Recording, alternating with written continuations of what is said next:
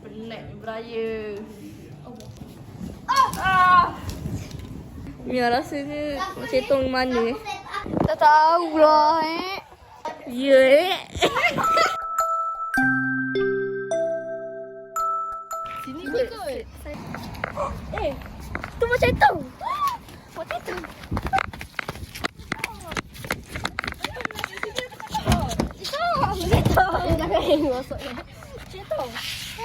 Oi, macam mana pula dia dalam tu bro? Nina! Apa? Kita mimpi kita jumpa macam tu dekat Taman Tasik. Ya ke? Tapi mimpi je kan? Ya kot. Rasanya betul ke? Tahu. Macam tu komen. Macam tu komen. Korang, kita dekat pantai Irung Bacok Mak Cetong. Apa Jom kita try cari tempat tu. Mari. Jom. Okay guys, so kita sempat di masuk. Kita cari challenge yang kedua. Betul?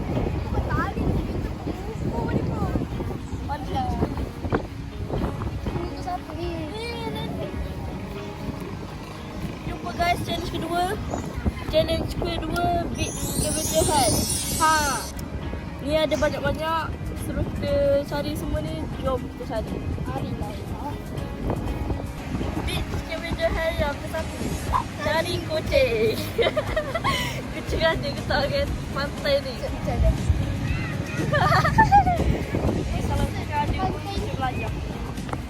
Hai Tata.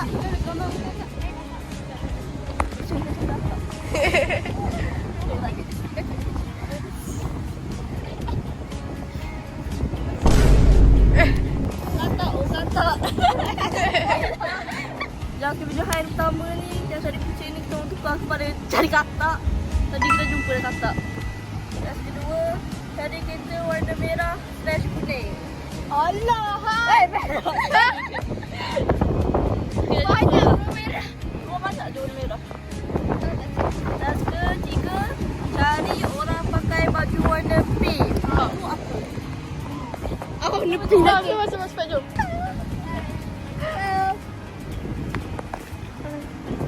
Komennya.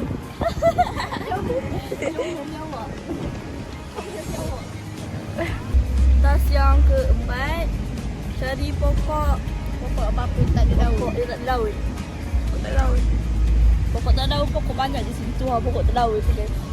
Okey, dah jumpa. Mana terletak?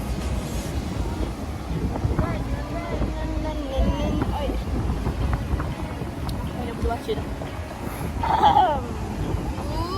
Ke-7. Challenge ni korang kena gali pasir.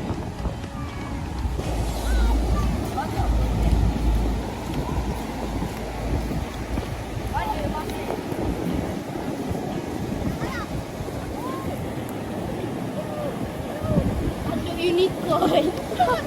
Ah.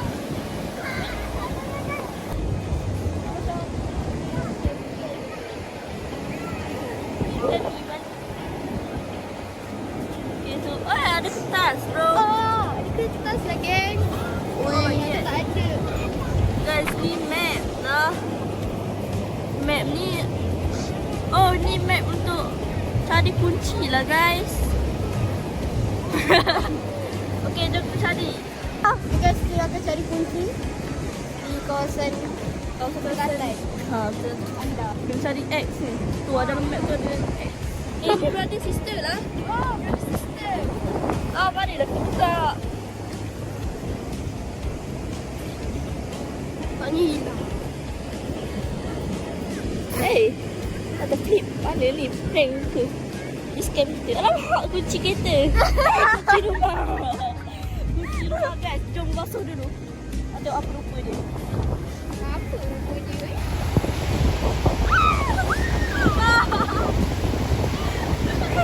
Guys, kunci kereta. Dapat guys. Kunci rumah ini guys. Lebih dalam pergi. Guys, kita dapat kunci rumah. Ha. kita berjaya. Cepat korang joget. Joget.